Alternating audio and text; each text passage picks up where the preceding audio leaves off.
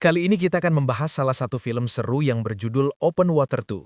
Film diawali dengan memperlihatkan sepasang suami istri yang bernama Amy dan James, serta bayi mereka yang bernama Sarah.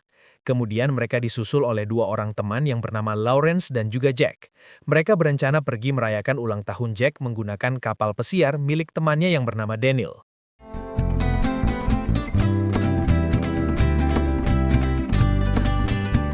And where's the birthday boy? Hey, Mom. James, a lot about you. Likewise. Ketika mereka akan menaiki kapal, Amy tampak gugup karena fobia yang ia miliki. Amy fobia terhadap lautan dalam, apalagi seluas samudra.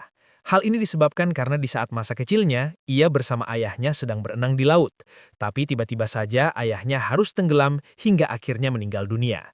Namun Amy mencoba memberanikan diri pada saat ini agar semuanya masih berjalan lancar. Setelahnya mereka pun segera berangkat untuk mengarungi Samudra Hindia. Kali ini mereka semua akan menikmati perjalanan sambil menikmati pemandangan laut yang sangat-sangat luas.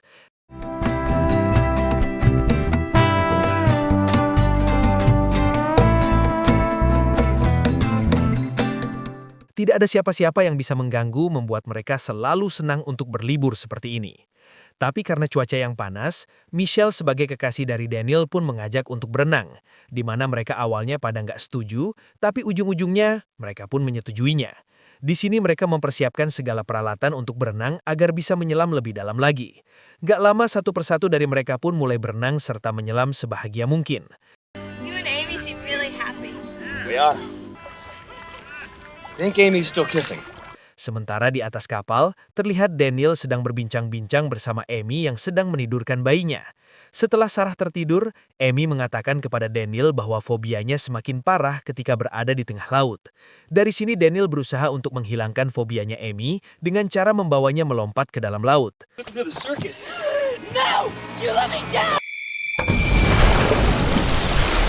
Hal tersebut membuat Amy sangat ketakutan, sampai saking takutnya ia tiba-tiba terdiam kaku.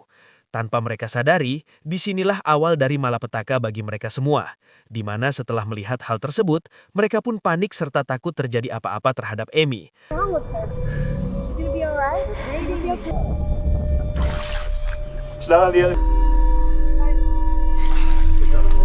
Namun mereka semua terkejut karena kecerobohan Daniel yang lupa menurunkan tangga untuk naik kembali ke atas kapal. Mereka pun tampak kebingungan karena tidak ada orang di atas kapal yang bisa menurunkan tangga tersebut. Kemudian mereka berusaha untuk mencoba menggapai permukaan kapal, tapi hal tersebut sangat susah untuk dilakukan. Di sini Amy nggak bisa berbuat banyak, dan di sisi lain Daniel masih terus-terusan mencoba menggunakan pelampung milik Michelle untuk menggapai permukaan kapal. Namun lagi-lagi cara tersebut tidaklah berhasil, dan membuat pelampung Michelle malah menjadi bocor. Situasi tentu saja menjadi lebih buruk dan mereka sudah mulai kelelahan serta kedinginan karena terlalu lama berenang di samudra. Semua teman-teman menyalahkan Daniel atas tindakan cerobohnya, yang tak lama mereka mencoba menggapai bendera kapal.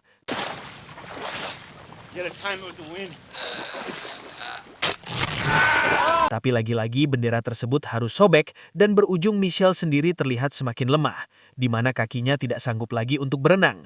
Yang apa boleh buat, Lawrence langsung berusaha untuk menenangkan Michelle. Kemudian secara tiba-tiba ponsel yang ada di saku jaketnya James mulai berdering. Ia mencoba untuk menggapai jaket tersebut. Sayangnya ponsel itu harus terendam ke dalam air setelah mereka berebutan untuk mengangkat sebuah ponsel. Erica! Erica, hello! Setelahnya terlihat ada sebuah kapal yang melintas tidak jauh dari mereka. Mereka pun langsung berteriak meminta pertolongan. Namun orang-orang yang ada di kapal itu tidak mendengarkan mereka sama sekali. Kemudian Daniel mempunyai ide untuk membuat sebuah tali dengan cara menggabungkan semua pakaian renang mereka. Tapi apa daya, tidak sampai beberapa menit, upaya mereka harus berujung sia-sia.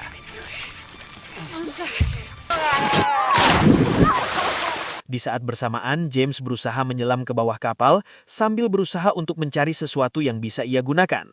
Sialnya, kepala James terbentur dengan bodi kapal yang keras sampai-sampai menimbulkan pendarahan yang cukup serius di bagian kepalanya. Rasa pesimis yang luar biasa membuat Zack merasa sangat kesal. Ia pun meluapkan seluruh emosinya dengan merusak kapal milik Daniel.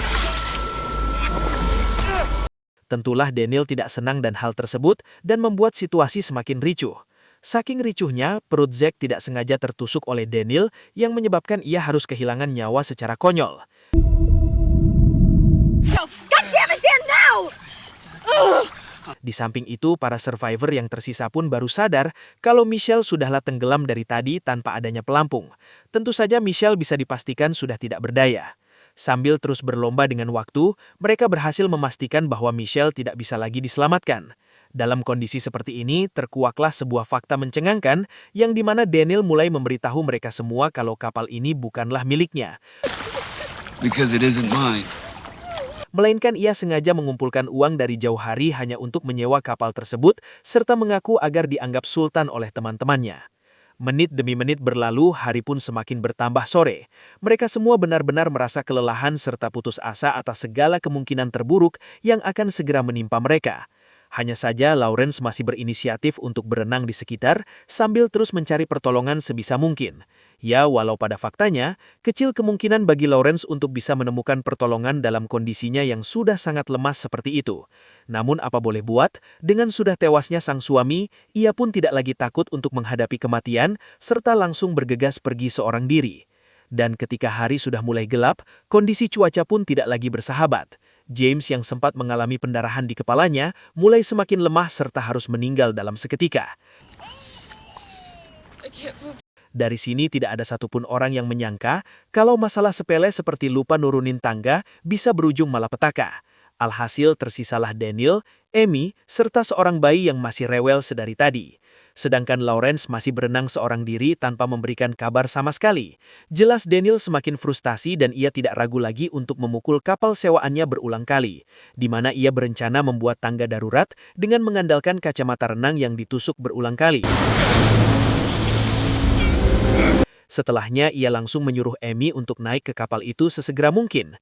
Percobaan demi percobaan terus mereka lakukan sampai pada akhirnya Amy berhasil naik seorang diri.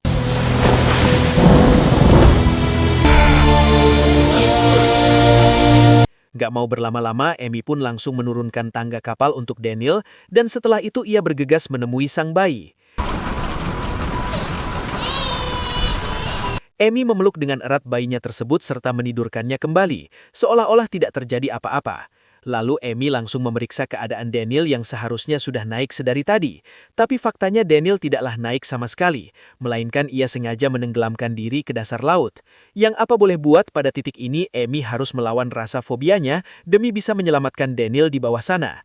Yang salutnya ia benar-benar berhasil turun ke bawah serta melakukan penyelamatan yang luar biasa. Di penghujung film terlihat seorang nelayan sedang mendekati kapal mereka, di mana ia mendengar suara tangisan bayi dari dalam kapal itu, serta menandakan bahwa Amy beserta bayinya masihlah hidup, dan film pun tamat.